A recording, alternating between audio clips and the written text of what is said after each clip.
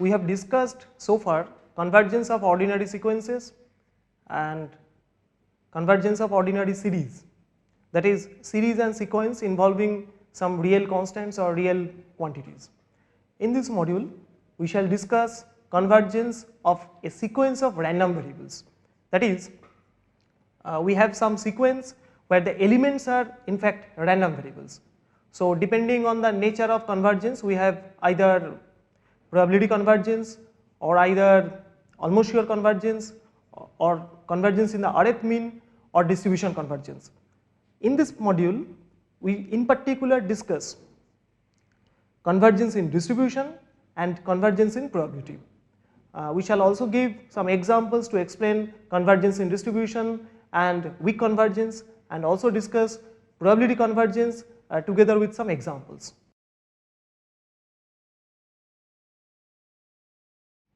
We start with convergence of sequence of random variables. So far we have discussed convergence of ordinary sequences, but now we consider sequence of random variables. Actually, convergence of a sequence of random variables is the central concept in asymptotic theory. Two types of approximations are of great importance in statistics. Number one, the first type approximates a given distribution function by the another, and in the second type, a given random variable is approximated by another random variable.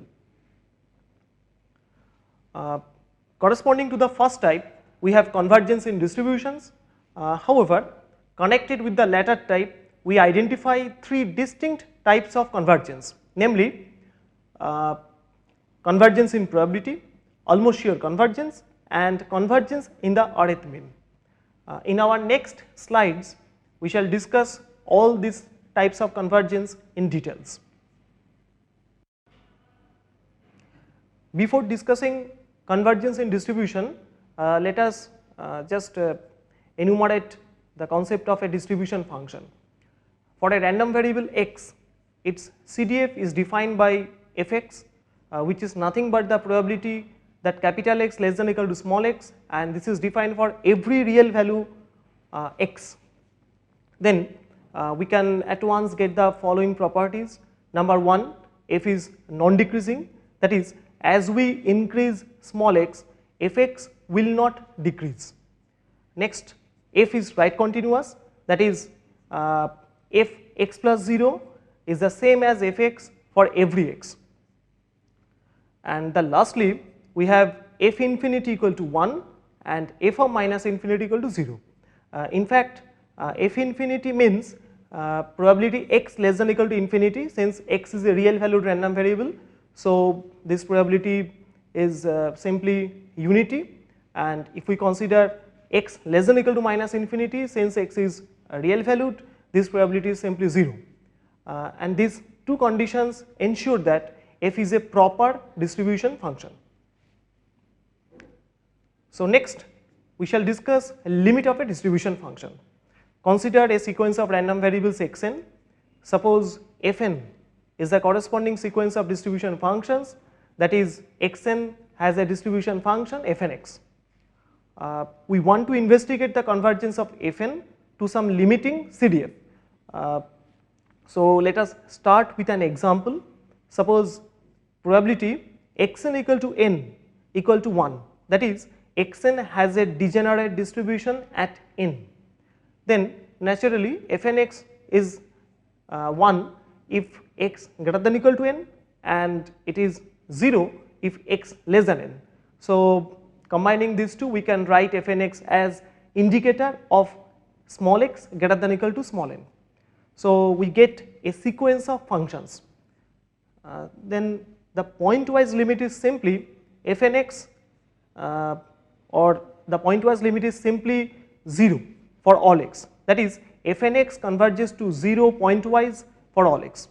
Hence the pointwise limit, that is in this case it is 0, is not a proper CDF, it is in fact a constant. So now in the light of this example, we define what is meant by convergence in distributions. For a statistician, only convergence to a CDF is of interest, and hence we should define convergence such that fnx converges to a proper CDF fx. However, for definition we assume that fx may be improper also. So, first we define weak convergence. Consider a sequence of distribution functions fnx, then fn converges to f weakly if fnx converges to fx for all x where fx is continuous. That is, we are considering pointwise convergence on the set of points where fx is continuous. So, for weak convergence we do not need a proper CDF f. If in addition f is proper, we have convergence in distribution, because in that case if f is proper then we can identify a random variable having this distribution function, and hence we can identify some random variable x and so that the distribution of xn converges to x in some sense. So, in that case we have convergence in distribution. So, formally consider a sequence of random variables xn and distribution functions fnx with xn having distribution function fn. Then xn converges to x in distribution if there exists a random variable x with CDF fx such that fnx tends to fx for all x where as earlier fx is continuous, or at the convergence is considered for all the continuity points of fx. So, let us illustrate our idea of convergence of distributions using some examples. So, consider example 1. Suppose we have a degenerate distribution having degeneracy at a plus 1 by n for every n, and a is a real number. Then since a plus 1 by n tends to 0, one would expect convergence to a random variable x which takes only the value only the value a.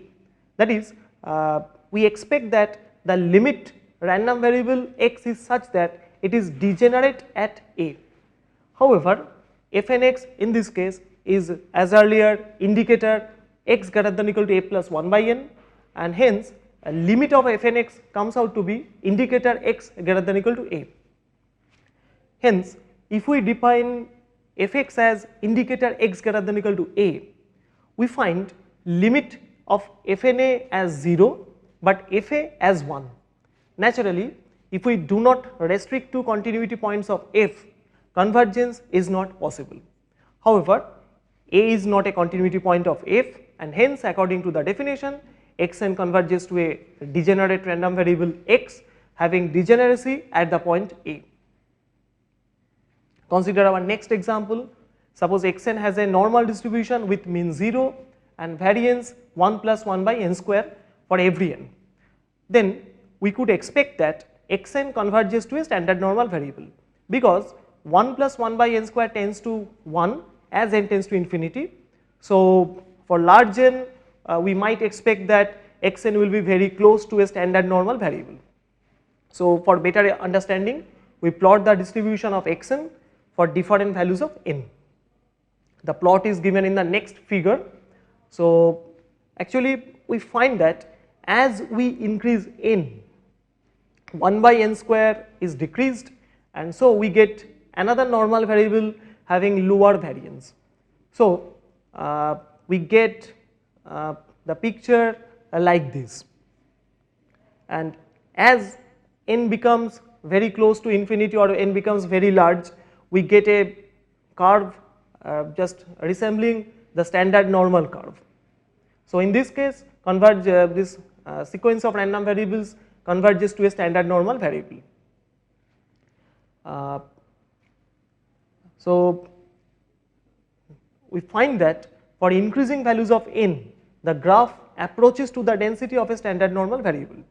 However, after actual calculation we find that fnx in this case comes out as phi of nx divided by 1 plus n square, where capital phi is nothing but the CDF of a standard normal variable, and we find that nx by 1 plus n square tends to x as n tends to infinity, and hence we have fnx tending to capital phi x pointwise on real line, that is for every x belonging to the real line. Therefore, as we expect, xn converges to a standard normal variable. Consider our next example where xn has a normal distribution with mean 0 and variance n square. So, in this case fnx comes out as phi of x divided by n for all x.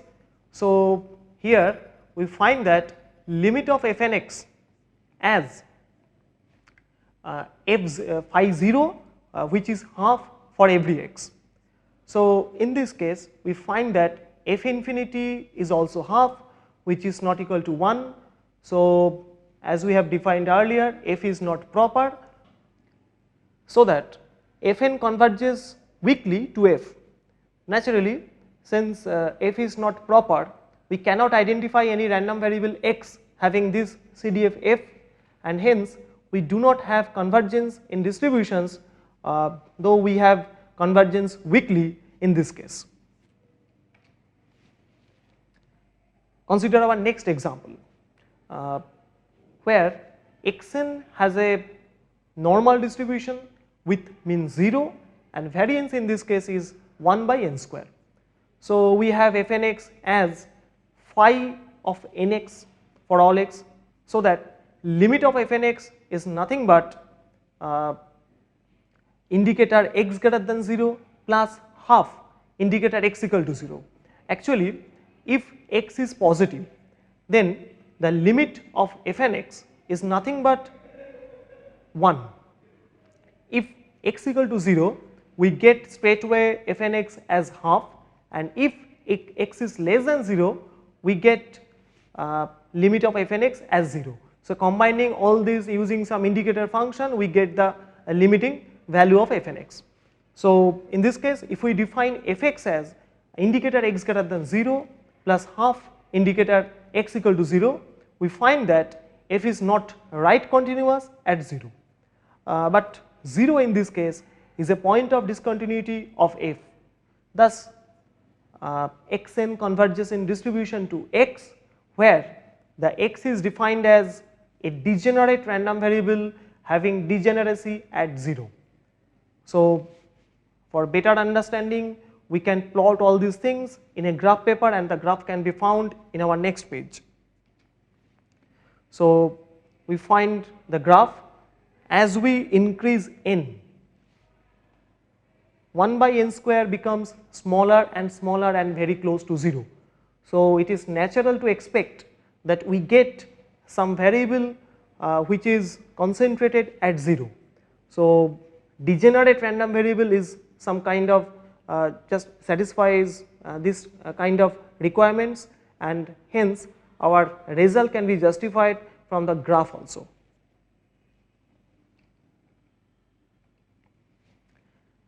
Next, we consider uniform convergence in distributions. So, we have defined convergence in distributions, and this convergence in distribution is based on the concept of pointwise convergence of sequence of distribution functions. That is, we have a sequence of functions and we consider pointwise convergence over the continuity points of f in convergence in distribution. However, bounded and non-decreasing property of distribution function enables uniform convergence. So, naturally, in this case the question is very legitimate whether we can have uniform convergence in case of distribution convergence. So, we have Polya theorem stating this type of uniform convergence. So, consider a sequence of distribution functions fn and another CDF fx. If fnx converges to fx for all x where fx is continuous, then supremum value of absolute difference of fnx minus fx tends to 0 as n tends to infinity. So, this continuity of the limiting CDF fx is crucial in this case. If this fx is continuous, then we get uniform convergence, and if f is not continuous, we can't say uniform convergence. So we can extend the ideas of pointwise convergence and uniform convergence in case of convergence in distributions also. So next we shall consider another type of convergence which is known as convergence in probability. So one can recall that for an ordinary sequence an converging to some quantity, some real number a, it is already noted that for given epsilon greater than 0, the distance an minus a absolute value less than epsilon is satisfied for large n. However, for a sequence of random variables, such an inequality may not hold with probability 1, because in that case we get a random event. So it may have probability less than 1, or may have probability 0, or may have probability half, depending on different situations. So, but we can make the corresponding probability arbitrarily close to unity for appropriately chosen limit. In particular, the corresponding probability sequence is an ordinary sequence, and the above suggests that it converges to unity provided the limit random variable is chosen appropriately. That is, we can make the corresponding probability, that is, we are considering the probability statement of this distance between the random variable and its postulated limit less than epsilon, and we find that if we can make this probability close to 1, then we can say with certainty that this distance is very nominal. So in formal language, consider a sequence of random variables xn, then xn is said to converge in probability to another random variable x if for every given epsilon greater than 0, the limiting value of the probability that dxnx less than or equal to epsilon equals 1, which is equivalent to the limiting value of the probability that dxnx greater than epsilon equal to 0, where this dxnx is the distance function defined by absolute value of xn minus x, and where it should be kept in our mind that xn and x are defined on a common sample space. However, random variables can be multivariate, that is, random variables can be vector valued having more than one components.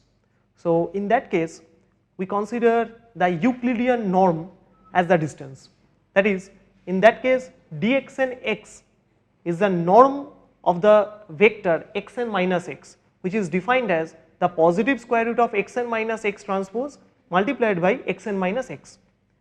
We use the notation xn minus x converges to 0 in probability for stochastic x, and xn converges to x in probability for non-random x.